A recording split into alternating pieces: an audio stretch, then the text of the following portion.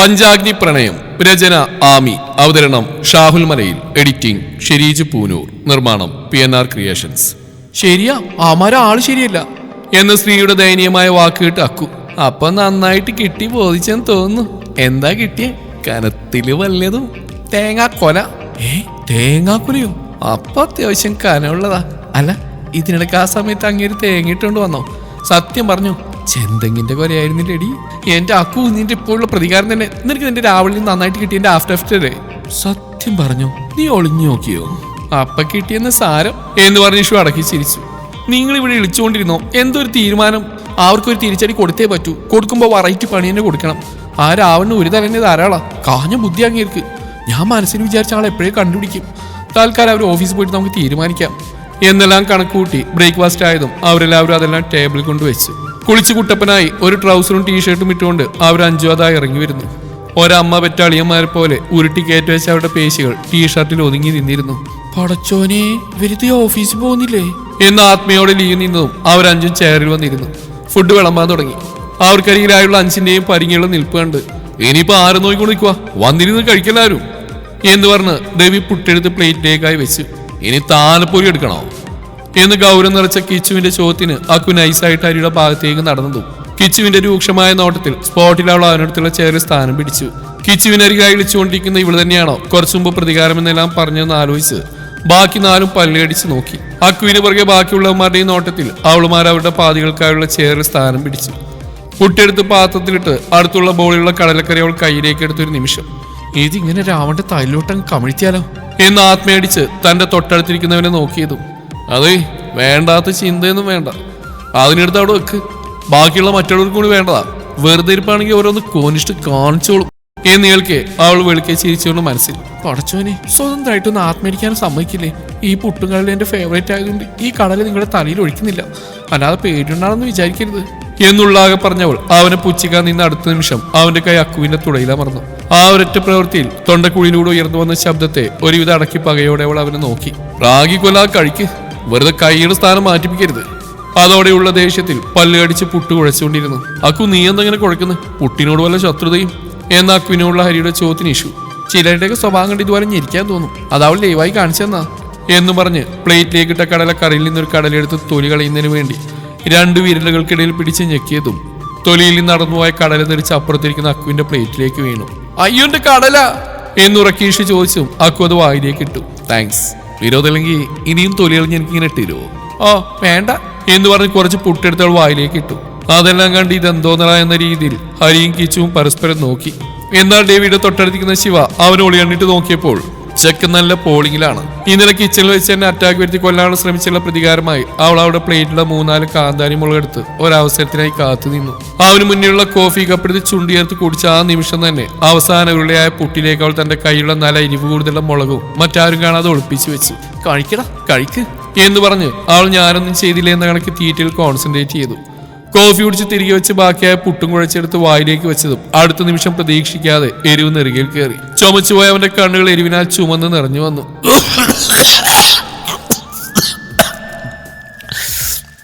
എന്താ എന്തോറ്റി എന്ന ആകുലതയോടെ ബാക്കിയുള്ളവർ ചോദിച്ചു.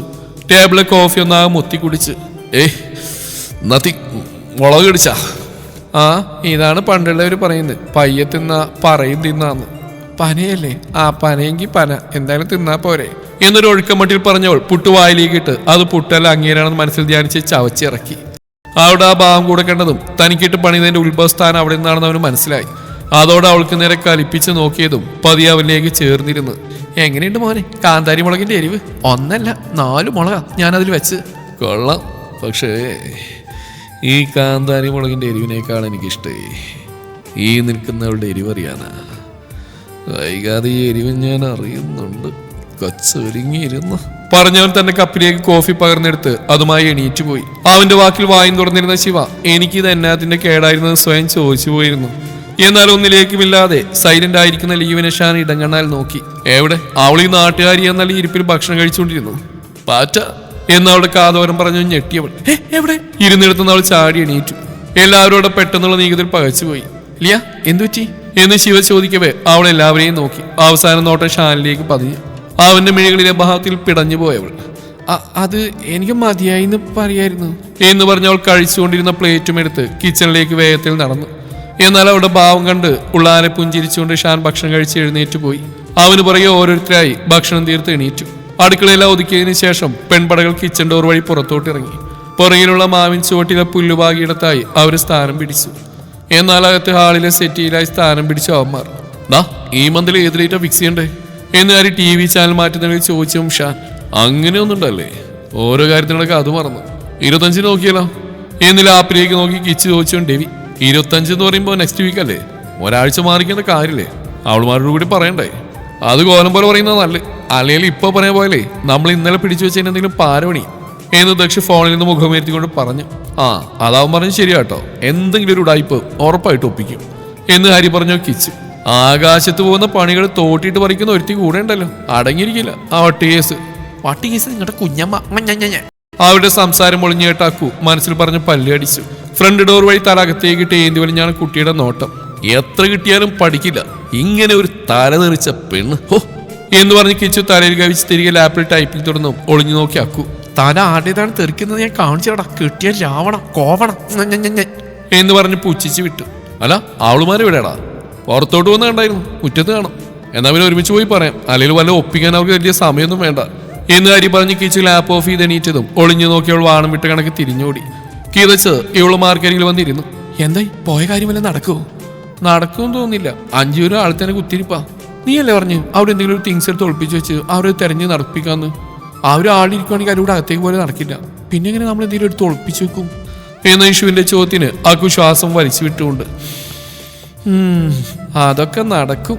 ഞാൻ അവിടെ ഒളിഞ്ഞു നോക്കിയെന്ന് എനിക്കൊരു കാര്യം വ്യക്തമായി. അവരൊരാഴ്ചത്തേക്ക് എന്തൊക്കെയോ പ്ലാൻ ചെയ്യുന്നുണ്ട്. അത് നമ്മളോട് പറയാൻ അവരിപ്പം തന്നെ ഇങ്ങോട്ട് വരും. ഒരാഴ്ച എന്താ പ്ലാന് അതൊന്നും അറിയില്ല. അതല്ലേ പറഞ്ഞ് അതവർ പറയാൻ ഇങ്ങോട്ട് വരുന്ന എനിക്ക് മനസ്സിലായത്. ഇങ്ങോട്ട് വരുമ്പോൾ പിന്നെ എങ്ങനെ നമ്മുടെ പ്ലാൻ നടക്കും എന്ന് ലീ ചോദിച്ചു. അവരിങ്ങോട്ട് വരുന്ന നേരം ഞാൻ എന്തെങ്കിലും പറഞ്ഞ് അടുക്കള വഴി അകത്തോട്ട് കയറാം, എന്നിട്ട് കണ്ണി കണ്ട് എന്തെങ്കിലും എടുത്ത് ഒളിപ്പിക്കാം എന്നെല്ലാം അവർ പ്ലാൻ ചെയ്തപ്പോഴേക്കും അവർ അവരുടെ അടുത്തേക്ക് നടന്നെത്തിയിരുന്നു. അത് കാണി അക്കു അവിടെ അടുക്കള വഴി ഓടി. അവിടെ ഓട്ടം കണ്ട് അതുവരെ പുല്ലിലായി റൗണ്ടിലായിരുന്നവർ നീളത്തിലായി നിരന്നെണീറ്റു. കിച്ചു സംശയത്തോടെ അക്കു പോയ വഴിയെ നോക്കി തിരികെ അവളുമാരോടായി. ആ ബോംബ് ഇപ്പം എന്തിനടി ഓടിയേ? അതാ വാഷ്റൂം. പിന്നെ നിങ്ങളുടെ എല്ലാവരും കൂടെ ഒരു കാര്യം പറയണം. എന്ത് കാര്യം? അതെ ആ ബോയിലൂടെ വന്നിട്ട് പറയാം എന്ന് പറഞ്ഞ് നാക്കു വായിലേക്കിട്ടില്ല. പോയ കണക്ക് ഓടി വന്ന അവളുടെ അടുത്തായി വന്ന് നിന്നു. അവളുമാരെന്തായിന്ന് കണ്ണോട് കാണിച്ചു തിരികെ സെറ്റ് നിന്ന് സൈറ്റ് അടിച്ച് കാണിച്ചു. അവളെന്തോ കാര്യമായി ഒപ്പിച്ചെന്ന് മനസ്സിലായെങ്കിലും ഈ കുറഞ്ഞ ടൈമിൽ കാര്യമായിട്ടൊന്നും ചെയ്യാൻ കഴിയില്ലെന്ന് കണക്കൂട്ടി അത് വിട്ടുകളഞ്ഞു. പിന്നെ എല്ലാവരും കൂടിയായിട്ടാണ് പറയുന്നത്. എല്ലാ മാസവും ഞങ്ങൾ ട്രിപ്പ് പ്ലാൻ ചെയ്യാറുണ്ട്, ഒരു 1 വീക്ക്. അതുകൊണ്ട് തന്നെ ഈ മാസം ഞങ്ങൾ പ്ലാൻ ചെയ്തിട്ടുണ്ട് 25-ാം തീയതി. അന്നൊക്കെ അത് ലീവല്ലേ? കേൾക്കിയ പെൺപടകൾ പരസ്പരം നോക്കി ചിരിച്ചു. ഡി അവരൊരാഴ്ച ഇവിടെ ഇല്ലെന്നാ പറഞ്ഞേ. ഞാനും കേട്ടു. അവരില്ലാത്ത സ്ഥിതിക്ക് നമുക്ക് അറുമാതിക്കണം. എനിക്ക് ഓർക്കാൻ വയ്യ, കൊള്ളിയിൽ പോരാ എന്ന അക്കുവീഷവും പരസ്പരം കുശുകുശുക്കി. പറഞ്ഞ മനസ്സിലായല്ലോ അല്ലേ എന്ന ദക്ഷിന്റെ ചോദ്യത്തിന് അതിനെന്താ, നിങ്ങൾ പോയിക്കോളൂ, ഞങ്ങൾക്ക് സന്തോഷം മാത്രമേ ഉള്ളൂ. നിങ്ങൾ വരുന്നവരോട് ഞങ്ങൾ എക്സ്ട്രാ ഡീസന്റ് ആയിരിക്കും. അതിന് നിങ്ങളെവിടെ നിർത്തിയിട്ടാണ് ഞങ്ങൾ പോകുന്നതെന്ന് ആര് പറഞ്ഞു? ദേവിയുടെ ചോദ്യത്തിൽ അവളുമാരും മിഴിച്ചു നിന്നു. നിങ്ങളെയൊന്നും ഇവിടെ നിർത്തി പോകാൻ ഞങ്ങൾ ഉദ്ദേശിക്കുന്നില്ല. പോയി വരുമ്പോൾ ഈ വീട് ഇതുപോലെ തന്നെ ഉണ്ടാവുന്ന ആർക്കറിയാം എന്ന കിച്ചുവിന്റെ വാക്കിൽ. വീട് ഇവിടെ കാണാതിരിക്കാൻ ഞങ്ങൾ ചാക്കി കെട്ടിക്കൊണ്ടുപോയി വിൽക്കൊന്നുമില്ല. വിൽക്കില്ല, നീയൊക്കെ കൂടി ബോംബിട്ട് തറക്കും ഇത്. അതുകൊണ്ട് മക്കൾ ഇവിടെ ഒറ്റയ്ക്ക് നിൽക്കുന്ന കരുതണ്ട. നെക്സ്റ്റ് വീക്ക് നമ്മൾ ട്രിപ്പ് പോകും, ഒരാഴ്ചത്തേക്കായിരിക്കും. അപ്പൊ എന്തൊക്കെയാ വേണ്ടെന്ന് വെച്ചാൽ ഓർത്ത് വെച്ചോ, നാളെ പോയി മേടിക്കാം. പിന്നീട് അതില്ല ഇതില്ല എന്നൊക്കെ പറഞ്ഞ് ഒഴിയാനാണ് ഈ ഭാവങ്കി കിച്ചുവിന്റെ വാക്കിൽ. അല്ലെ എങ്ങോട്ടേക്ക് പോകുന്നേ? ന്യൂസിലൻഡ്. ഓ വീഗാലാൻഡ്, നിങ്ങൾ വിളിച്ചോണ്ട് വരാം. പക്ഷെ ഞാൻ എല്ലാ റെഡിനും കയറും കേട്ടോ. ഞാൻ ആദ്യം കയറുക എന്ന് അക്കു പറഞ്ഞ് കേൾക്കേ. ഞങ്ങളും എന്ന് ബാക്കിയുള്ളവർ കോറസ് മുഴക്കി. ഏയ് ഹലോ, വീഗാലാൻഡ് അല്ല ന്യൂസിലാൻഡ് എന്ന് പറഞ്ഞ് ഹരി പല്ലടിച്ചു. അയ്യേ ഞങ്ങൾ വീഗാലാൻഡൊക്കെ ഉള്ളൂ, അവിടെ എന്തൊരു റെയ്ഡാന്നറിയോ? ഇഷി വിളിച്ചു. പൊന്നുമക്കളെ ന്യൂസിലാൻഡിൽ പോകാതിരിക്കുന്നോ എന്ന് പറഞ്ഞ് ദേവി മറ്റുള്ളവന്മാരെല്ലാം നോക്കി അവളുമാരോടായി പറഞ്ഞു. സ്ട്രൈറ്റ് ആയിട്ട് പറഞ്ഞ ഇത് ഹണിമൂൺ ട്രിപ്പ് കൂടിയാ, so be ready for the journey എന്ന് പറഞ്ഞ് അവർ പോയത്. ഓ ഹണിമൂണ്, ഹണിമൂണ്, ആ മൂണ് ഡി പരട്ടുകള്, വി ആർ ട്രാപ്ഡ് എന്ന് ശിവ അലറിയപ്പോഴാണ് അവർക്ക് കാര്യം കത്തിയത്. അതോടെ ബാക്കി 4 ഉമിനീരിറക്കി പരസ്പരം ദയനീയമായി നോക്കി നിന്നു. അവരുടെ തീരുമാനത്തിൽ വിജൃംഭിച്ചു പോയ 5 പേരും മരത്തിന് ചുവട്ടിലായി പിടഞ്ഞിരുന്നു. അല്പനേരത്തെ മൗനം ഭേദിച്ചുകൊണ്ട് ഞാനിങ്ങൂല്ല എന്ന ലീവിന്റെ വാക്കുകൾക്ക് ബാക്കിയുള്ളവരും അതേ തീരുമാനത്തിലാണെന്ന് പറഞ്ഞ് താടിക്ക് കൈ കൊടുത്തിരുന്നു. ഇനിയിപ്പോൾ ഹണിമൂൺ ആഘോഷത്തിന് കുറവേ ഉള്ളൂ. അല്ലേരും അങ്ങയുടെ പ്രവൃത്തി കൊണ്ട് അറ്റാക്കിന്ന് വരുമോ നാളെ വരുമെന്ന് കരുതിയാണ്ടിരിക്കുന്ന പിഞ്ചു ഹൃദയം എൻ്റെ എന്നിൽ ഈ ആത്മീയടിച്ചു. അതൊക്കെ നമുക്ക് മുടക്കാവുന്നില്ലേ ഉള്ളൂ. ഒരാഴ്ച സമയം കിടക്കുമല്ലേ. ഇപ്പൊ ഇതിനൊരു തീരുമാനം പറയാ കൂട്ടാ. നീ എന്തോ അകത്ത് പോയി ഒളിപ്പിച്ചേ എന്ന് യേശുവിന്റെ ചോദ്യത്തില് ടണേ എന്ന് പറഞ്ഞ പാടെ ടോപ്പിനുള്ളിൽ ഒളിപ്പിച്ച് വെച്ച വസ്തുക്കൾ പുറത്തെടുത്തു. ഇതെന്താ ഫയലോ? അതിനുള്ളിൽ എന്തുവാ? എനിക്കൊന്നും അറിയില്ല. അവിടെ ആ മേശപ്പുറത്ത് രാവണന്റെ ലാപ്പിനരികളുണ്ടായിരുന്നു. അധികം സമയമില്ലാത്തതുകൊണ്ട് ഞാനിതങ്ങ് പൊക്കി. കൃഷ്ണ, ഇമ്പോർട്ടന്റ് ഫയലാവില്ലടി ഇത്? ആവില്ലോ, അതാണ് നമ്മൾ എടുത്ത്. എങ്ങനെ, നോമിന്റെ ഉദ്ദേശം മനസ്സിലായില്ലേ? അപ്പൊ ചെറുതായിട്ട് അവരൊന്ന് വട്ടം കറക്കാല്ലേ? യെസ് ഓഫ് കോഴ്സ് ബേബ്സ് എന്ന് പറഞ്ഞവൾ ഫയൽ കൊണ്ട് വിശരിയാക്കുകയാണ്. അവിടെ ഇവിടെ ഉച്ചത്തിലുള്ള അലസ്യം മുഴങ്ങിയത്. ഓ ഗോഡ്, രാവണൻ സ്പോട്ടഡ് എന്ന് പറഞ്ഞവൾ മുഖമുയർത്തി നോക്കിയതും കലിപ്പിൽ തന്നിലേക്ക് അടുക്കുന്ന കിച്ചുവിനെ കണ്ട് പിരണ്ടണീറ്റ് പിന്തിരിഞ്ഞോടിയതും. അക്കു ഓടരുത്, ഞാൻ നിൽക്കൂല രാവണ എന്ന് പറഞ്ഞു വീണ്ടും മുന്നോട്ടോടിയെങ്കിലും അവൾ ചെന്നുപെട്ടത് അങ്ങോട്ടായി വരുന്ന ഡെവിയുടെ മുമ്പിലായിരുന്നു. അക്കു മോളെ, ആ ഫയലിംഗ് തന്നേ എന്ന് കേൾക്കെ അക്കു ഫയൽ നെഞ്ചോടടക്കി. ഇത് നമ്മളെ തരൂല, ഇങ്ങോട്ട് താപങ്ങളെ എന്ന് വിളിച്ച് അവളുടെ കയ്യിൽ നിന്ന് ഫയൽ മേടിക്കാൻ ഒരുങ്ങിവേ. അക്കു ഇങ്ങോട്ടിട് എന്ന് കുറച്ച് പുറകിലായി നിന്ന് ശിവ ഉച്ചത്തിൽ വിളിച്ചു പറഞ്ഞ സ്പോട്ടിൽ ആ ഫയൽ ചുരുട്ടി അക്കു ശിവക്കായി നീട്ടിയെറിഞ്ഞ് ഞൊടിയിടയിൽ അവളത് കയ്യിലായി ഒതുക്കി പിടിച്ചു.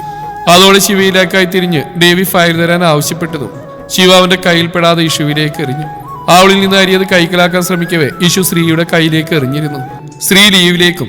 അങ്ങനെ പെൺപടകൾ മാറി മാറി കയ്യിലായി ഒതുക്കി ആൺപടകളുടെ കയ്യിൽപ്പെടാതെയാകവേ അവർ 5 പേരുടെയും മുഖം ദേഷ്യത്താൽ ചുമന്നു വന്നു.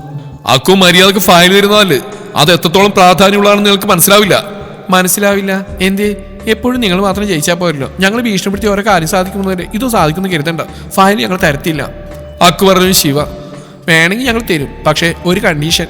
നേരത്തെ പറഞ്ഞ ട്രിപ്പ് നിങ്ങൾ ഒഴിവാക്കണം എന്ന് ശ്രീ പറഞ്ഞു. ലീവ് ഒന്നാമത് ക്യാൻസൽ ചെയ്യണ്ട, നിങ്ങൾ വേണമെങ്കിൽ തനിച്ചു പോയിക്കോ എന്ന് കേൾക്കിയ ഷാന്റെ രൂക്ഷമായ നോട്ടത്തിൽ അവൾ പുച്ഛിച്ച് മുഖന്തിരിച്ചു.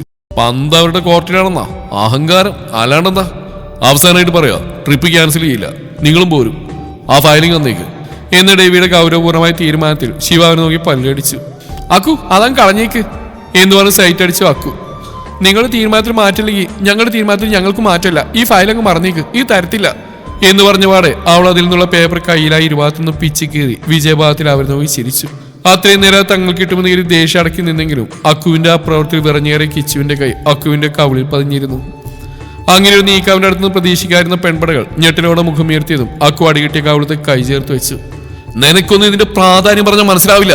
നീ ഇപ്പൊ കീറിക്കളഞ്ഞ വെറു തുണ്ട് പേപ്പർ കഷ്ണമല്ല, ദിവസങ്ങളോട് ഉറക്കളിച്ചിരുന്ന് തയ്യാറാക്കിയതാ എന്ന് പറഞ്ഞു ശിവ അക്കുവിനെ ചേർത്ത് പിടിച്ചു. എന്നാൽ ഇവളെ തല്ലണ്ടായിരുന്നു.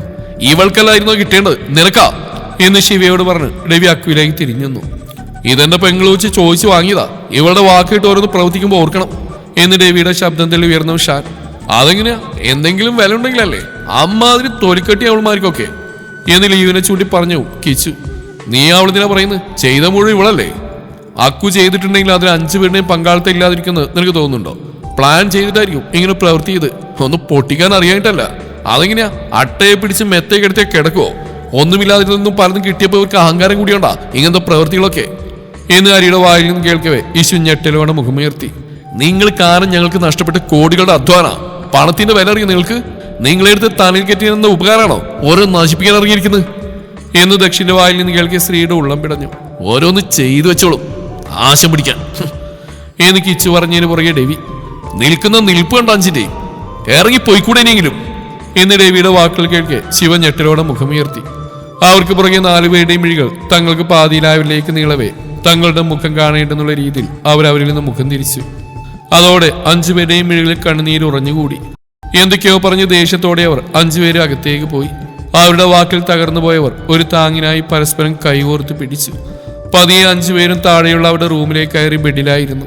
നിമിഷങ്ങൾ കഴിയും തോറും അവന്മാരുടെ വാക്കുകൾ അവരിൽ ഉയർന്നു വന്നതും ഒരു നിമിഷം അവർക്ക് നമ്മൾ യോജിക്കുന്നില്ലേ എന്ന സംശയവും അവരിൽ ഉയർന്നു വന്നിരുന്നു.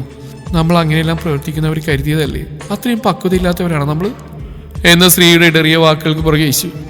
കുപ്പത്തൊട്ടിയിൽ നിന്ന് കിട്ടിയ നമ്മളെ മണിമാളികൾ കൊണ്ടുവന്നു എന്നല്ലേ അവർ ഉദ്ദേശിച്ചത്. ശരിയാ പറഞ്ഞ് അട്ടയെ പിടിച്ച് മെത്തിക്കെടുത്ത് കിടക്കുമോ? നമ്മളവർക്ക് അധികപ്പറ്റായി തോന്നുന്നുണ്ട്. ഇപ്പോൾ ഒന്ന് ദേഷ്യം പിടിപ്പിക്കാൻ ചെയ്തതേ ഉള്ളൂ. സത്യം പറയുന്നതിന് മുന്നേ അവർ പ്രവർത്തിച്ചു തുടങ്ങി.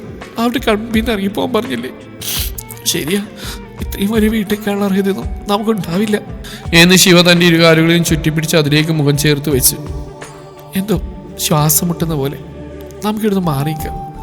ലീവ് ബെഡിലായി കവിൾ ചേർത്ത് വെച്ച് കിടന്നുകൊണ്ട് ചോദിക്കവേ, ശരിയാ, ഒന്ന് മാറിന്നേക്കാം, കുറച്ച് ദിവസം തണൽ പോയി നിൽക്കാം. എന്നാലും എടുത്തിയാടി അടിക്കൊന്നും കരുതിയില്ല. അവരെ പറഞ്ഞിട്ട് എന്താ, എൻ്റെ കയ്യിരിപ്പുണ്ടല്ലേ, നമ്മളെ കാണുന്നവരും ദേഷ്യമായിരിക്കും എന്ന് പുഞ്ചിരിക്കാൻ ശ്രമിച്ചുകൊണ്ട് പറഞ്ഞു. എന്നിട്ട് ആ ഫയലിലെ ഒറിജിനൽ പേപ്പേഴ്സ് എവിടെ എന്ന ശിവയുടെ ചോദ്യത്തിൽ ബെഡിൽ നിന്ന് അണിയിട്ട് അടുത്തുള്ള മേശയ്ക്ക് മുകളിൽ വെച്ച പേപ്പേഴ്സ് എടുത്തു.